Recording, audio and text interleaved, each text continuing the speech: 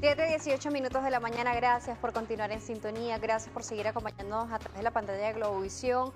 Seguimos con nuestro segmento de entrevista. En esta oportunidad, vía Zoom, vamos a hablar sobre la ayuda psicológica psiquiátrica que ofrecen en nuestro país. Vamos a conversar con Paola Hernández, ella es psicólogo clínico y además representante de la Federación de Psiquiatras de Venezuela. Un gusto recibirla vía Zoom. Buenos días. Hola, buenos días, Daniela. Un placer. Gracias por la invitación.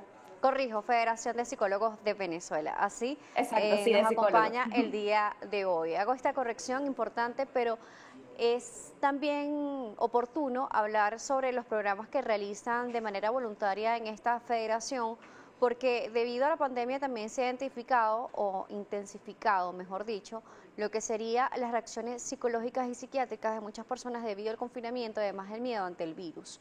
Queremos hablar sobre los programas que tienen en esta federación, siendo tomado en cuenta este programa que ha iniciado con la pandemia y también los que ustedes vienen realizando desde hace varios años.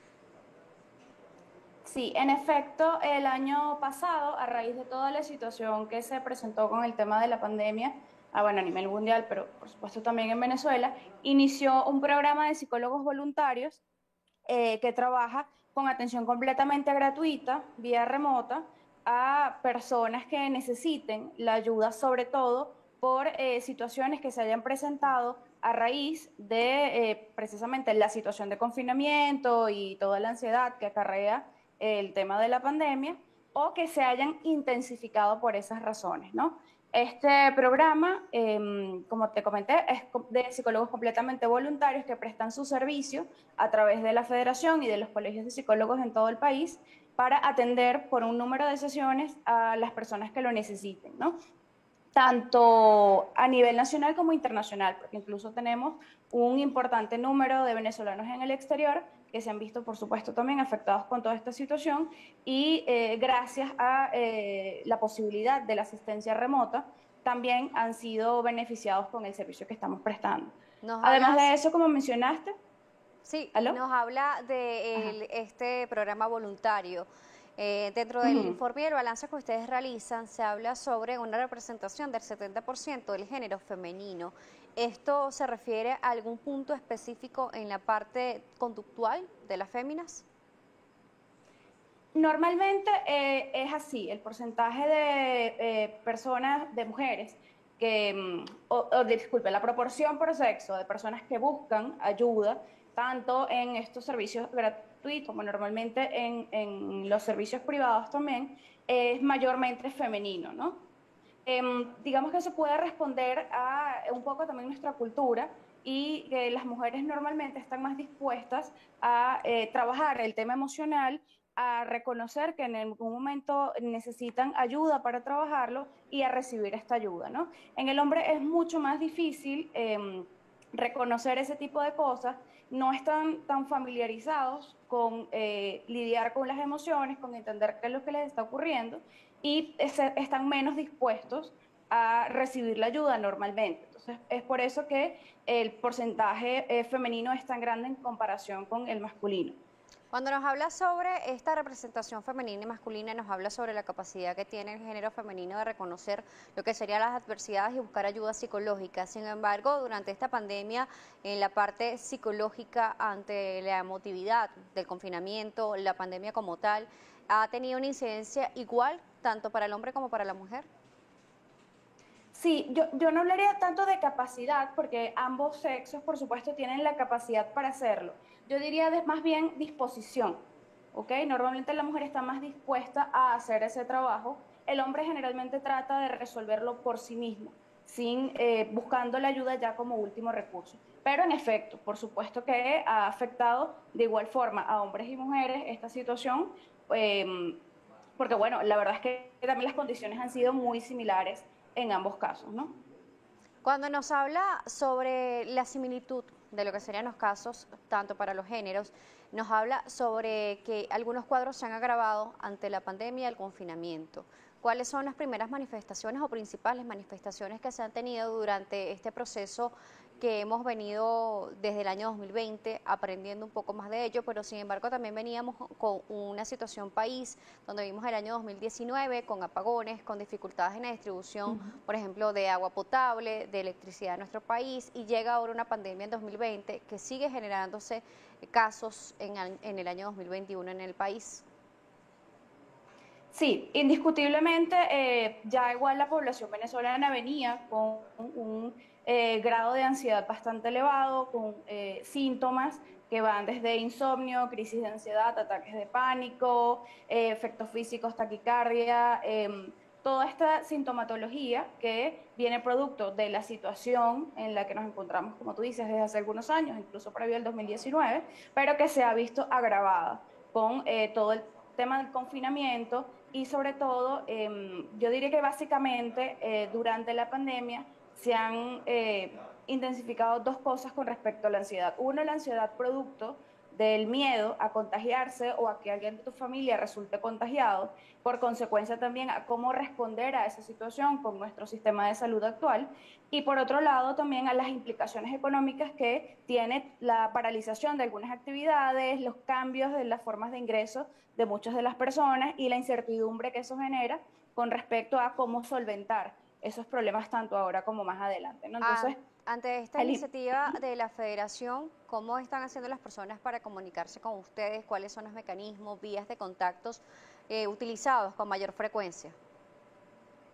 Bueno, como estamos trabajando de forma remota, principalmente nuestro principal medio de contacto es una llamada telefónica, sin necesidad de internet, sobre todo porque de esta forma tiene acceso a una mayor cantidad de la población que no cuenta con un servicio de internet estable, tanto en la capital como en el interior del país sobre todo. Pero además de eso, por supuesto, en el programa específicamente de los psicólogos voluntarios, como se trabaja con un número de sesiones, o sea, varias sesiones, se trabaja también por WhatsApp, Zoom u otras plataformas. ¿Cuántas sesiones aproximadamente se están implementando para cada uno de los pacientes? Algo muy importante que usted ha resaltado, se están utilizando diferentes mecanismos, claro. Dependiendo del caso, pero rondan aproximadamente las 6 sesiones. Dentro del balance que ustedes han indicado, dicen que las edades comprendidas que se están atendiendo son de 18 a 27 años y además los usuarios que han respondido ante las encuestas dicen que este número de sesiones han sido satisfactorios para atender las necesidades que han tenido durante la pandemia. Sí, con el tema de la edad, es comprensible que ese sea el rango de edad que mayormente nos haya contactado porque digamos que son los más familiarizados con el tema tecnológico, tanto sobre todo con el tema de internet y las plataformas que se han venido utilizando para la asistencia remota desde el inicio de la pandemia, ¿no? En muchos de estos casos ellos buscan también ayuda para sus familiares que digamos que a medida que es mayor la edad son más propensos a querer la atención presencial, solo que bueno, en este momento no se puede brindar por toda la situación. Sin embargo, en muchos casos también han accedido a recibir la atención remota, ¿no? Nos habla sobre una atención remota y nos decía al principio que no solamente la ciudad capital o Venezuela, dentro del territorio venezolano, se han comunicado, sino también personas que se encuentran fuera del país. ¿Cuáles son los países donde reciben estas solicitudes con mayor frecuencia? Mayormente de Latinoamérica, países como Perú, hemos recibido también bastantes llamadas de Chile y en Europa de España. Muy importante. Antes de irnos a la pausa, nos gustaría que nos ofrezca los mecanismos de contactos, a través de qué números telefónicos, a través de qué redes, cómo pueden hacer las personas que nos están viendo en este momento que de repente están interesados en este programa de ayuda psicológica. Ok, a través de las redes de la Federación, que son @fpv-ve, ahí van a encontrar toda la información. Sin embargo, también pueden comunicarse a la línea de ayuda psicológica como primer contacto a través de los números 0212-416-3116 y 416-3118. Ese servicio también es gratuito, solo va a tener el costo de lo que le cueste hacer la llamada local. Vamos a hacer una pausa, regreso, vamos a seguir conociendo sobre este programa que presenta la Federación de Psicólogos de Venezuela. Paola Hernández nos seguirá acompañando, psicólogo clínico. Gracias por la sintonía, a la pausa, regresamos.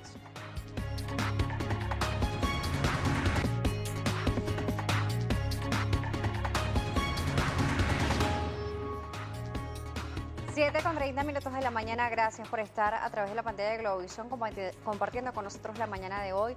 La licenciada Paola Hernández, psicólogo clínico, nos sigue acompañando. Ella es representante de la Federación de Psicólogos de Venezuela. Esta iniciativa bastante importante que ha tenido esta federación durante la pandemia, pero también en los diferentes programas de asistencia social que han realizado durante varios años. 30 años ya han tenido en diferentes iniciativas, incluso más, para poder ayudar a la población venezolana.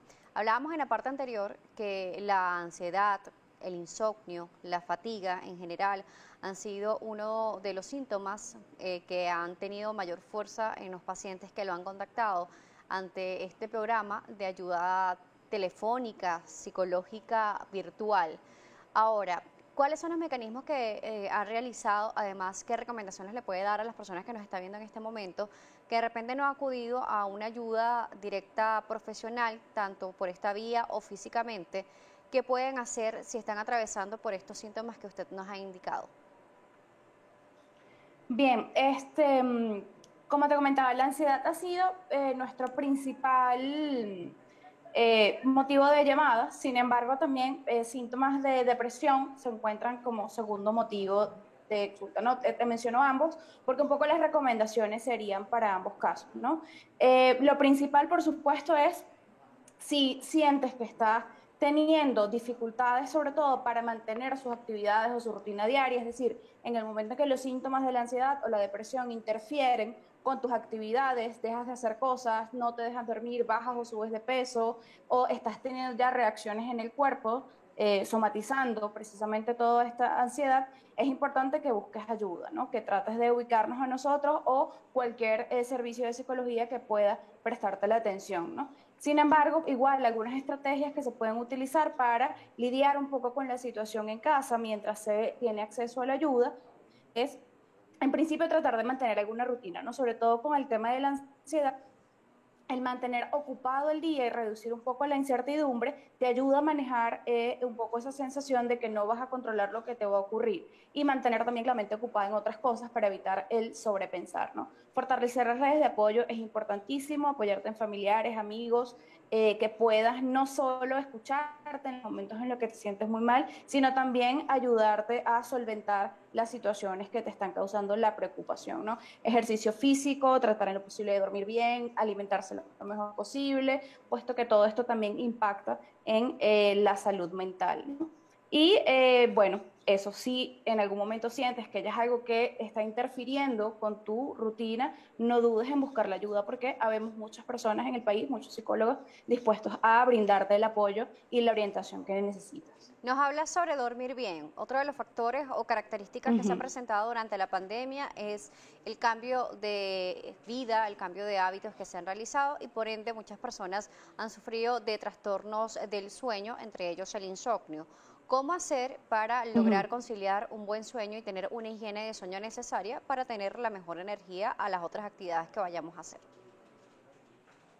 Ok, lo recomendable es tratar de dormir cerca de 8 horas al día, ¿no? Y que además esas 8 horas puedan ser durante la noche. Otro trastorno, digamos, que ha aparecido con el tema de la pandemia es que el trabajo remoto nos hace difícil como separar muy bien lo que es el trabajo ya que estamos en el mismo espacio físico, el trabajo del descanso, y nuestros horarios se cambian y probablemente duramos las 8 horas, pero acostándonos muy, muy tarde en la madrugada. Entonces el reposo no es el mismo, ¿no? Lo recomendable sería que esas horas pudiesen ser todas durante la noche y para ello, si te cuesta conciliar el sueño, el ejercicio físico, por supuesto, ayuda porque al cansarte físicamente también facilitas que la mente pueda descansar y puedas conciliar el sueño, practicar alguna meditación o hacer alguna actividad que te guste y te distraiga previo al momento de dormir, como ver alguna serie, leer, escuchar música, algo que te relaje y que te permita concentrarte en otra cosa que no sea lo que te está preocupando y sea más fácil poder iniciar esa rutina del sueño. Nos habla sobre el teletrabajo, sobre este trabajo a distancia remoto que se están realizando. Muchas personas utilizan el mismo espacio del cuarto, del dormitorio, para realizar estas actividades. Muchos especialistas han indicado que hay que tratar de separar lo que sería el espacio del trabajo en casa y las otras áreas en donde tenemos descanso o alimentación o disfrute en general. ¿Cómo hacer para separar correctamente estas actividades? Porque a veces estamos en casa, colocamos un portátil con el mismo teléfono, tratamos de resolver todas las cosas desde la cama, desde el cuarto. ¿Qué pasa? Sí, eso por supuesto que afecta lo que te decía de los límites, ¿no? En dónde termina el trabajo y en dónde empieza mi momento de descanso o de dispersión o de compartir con mi familia, ¿no? Porque cuando trabajas en una oficina es evidente que, bueno, al retirarte de la oficina te vas a tu casa y cambias de ambiente, ¿no? Yo creería que en principalmente lo ideal sería poder tener espacios distintos en la casa en donde, como tú decías, se puede comer, se pueda descansar, se pueda trabajar y que al menos te separes físicamente del ambiente donde estás haciendo las otras actividades al momento de dormir. Sin embargo, en una casa en donde comparte una familia y no hay espacios para que todos trabajen y todos se están dedicando a trabajar desde casa, eso se complica, ¿no? Entonces allí lo principal es tratar de evitar trabajar desde la cama. O sea, si por lo menos puedes levantarte y trabajar en un escritorio o aunque sea incluso dentro del mismo cuarto, ya eso ayuda. Pero lo recomendable es que la cama quede únicamente para descansar, ver alguna televisión, ver algo en la televisión, dormir, pero evitar en lo posible trabajar desde la cama porque eso no te permite conciliar luego finalmente, o sea, marcar el límite en tu mente de, bueno, cuándo estás trabajando y cuándo estás descansando o distrayendo. ¿Cómo reconocer que realmente tenemos un cambio en la parte de las emociones y estamos cayendo en un cuadro depresivo? Porque si bien es cierto, las emociones están presentes, muchos lo llaman emociones buenas o malas, otros dicen que no hay emociones ni positivas ni negativas, sino emociones necesarias para el desarrollo de la vida. ¿Cómo reconocer de que estas emociones ya no están siendo tan saludables y que estamos cayendo en un cuadro depresivo? ¿Y cómo hacen las personas que, por ejemplo, viven solas y que siguen en confinamiento? Bien, eso que acabas de decir es muy importante, ¿no? En la lo que va a ocurrir o lo sano no es que desaparezca la tristeza o la rabia por completo de tu vida, ¿no? Esas son emociones que son parte del ser humano y van a estar presentes en momentos en los que sea necesario, porque evidentemente vamos a atravesar situaciones a lo largo de nuestras vidas que nos van a ocasionar tristeza, rabia, preocupación, ¿no? Sobre todo en una situación como en la que estamos, digamos, hay muchos elementos de la realidad que es comprensible que nos generen estas emociones, ¿ok? ¿En qué momento eso comienza a volverse algo perjudicial o negativo? En el momento, como te decía, en que eso interfiere con tu rutina, en donde te genera un cambio. Más allá de estar triste un tiempo y, bueno, luego poder hacer otras cosas o tener momentos de felicidad, cuando es un episodio de tristeza prolongado, donde empiezas a dejar de hacer actividades básicas o diarias como bañarte, alimentarte, donde interfiere tus horas de sueño, en donde te aíslas, dejas de hablar con tus amigos o familiares porque no quieres salir, no quieres verlos, quieres estar solo, en donde sobrepiensas, o sea, si todo el día estás pensando únicamente en el malestar, en lo que te está preocupando o en lo que te está poniendo triste, en ese punto, por supuesto, es que ya no estás siendo saludable, ¿no? Las personas que se encuentran solos y que todavía están en trabajo remoto o que sobre todo el año pasado vimos muchos casos de personas que habían viajado y por el tema de la pandemia no pudieron regresar a sus casas, entonces quedaron separados de sus familias por muchos meses.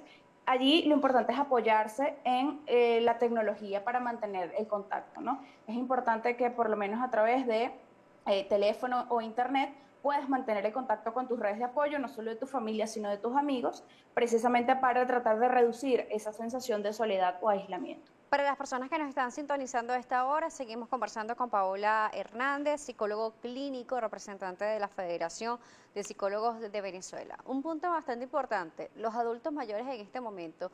Nos hablaba también sobre las personas que han salido del país, pero también los hijos que se han tenido que ir y dejar solo a los padres o a los abuelitos dentro del territorio venezolano. Estas personas mayores que se encuentran solas, ¿cómo han sido la asistencia, la ayuda para ellos? Sí hemos recibido casos tanto de personas, adultos mayores acá en el país, que directamente nos contactan vía telefónica debido a malestar, sobre todo en el caso de ellos se presentan mayormente síntomas de depresión y también ha sido por familiares afuera que preocupados hacen el enlace para que podamos brindarle a la atención a su familia acá, ¿no? Como te decía, afortunadamente, digamos que el tema de la pandemia, si bien, por supuesto, nos ha perjudicado en muchas áreas, ha facilitado, fortalecido el tema de la asistencia remota, lo cual nos permite llegar a muchas más personas que en condiciones normales tendrían dificultad de acceso a este servicio, ¿no? Entonces, la facilidad que nosotros brindamos es que a través de una llamada, que puede hacer tranquilamente una persona mayor porque está familiarizada con un teléfono, es decir, no tiene que conectarse a Internet, podemos brindarle la atención desde cualquier parte del país en donde se encuentre. Ramón Ramos, a través de Twitter, que siempre participa con nosotros, fiel televidente, nos dice que recordemos cuáles son los tics que nos ayuda para poder combatir o vencer la depresión, el estrés, el miedo.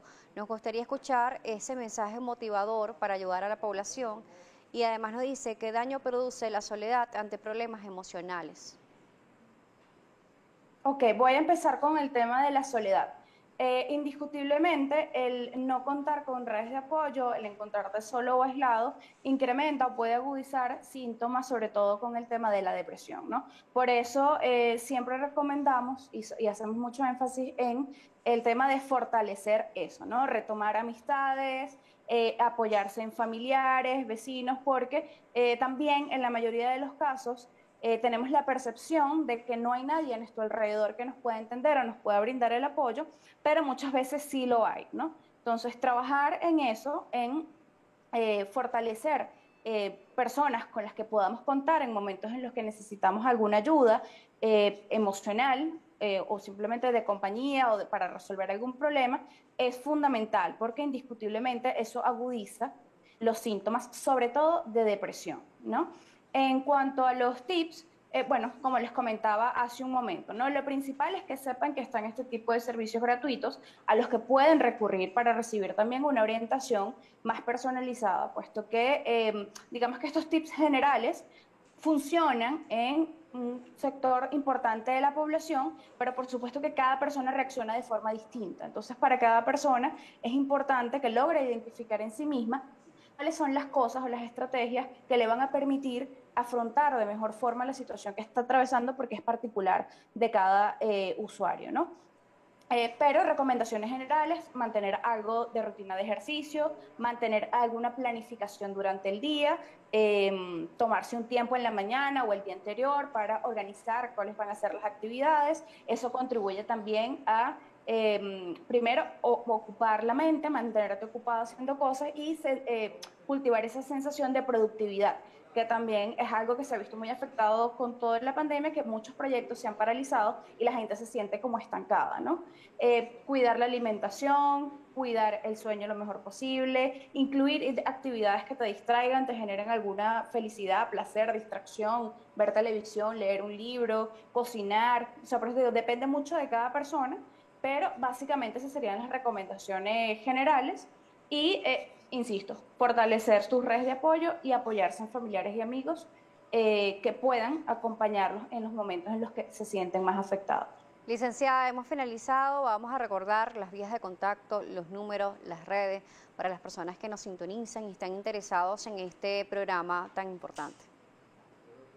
Perfecto, principalmente las redes de la Federación, @FPV-VE, que allí van a encontrar toda la información, pero adicional los números de la línea de ayuda psicológica, que son 0212-416-3116 y 0212-416-3118.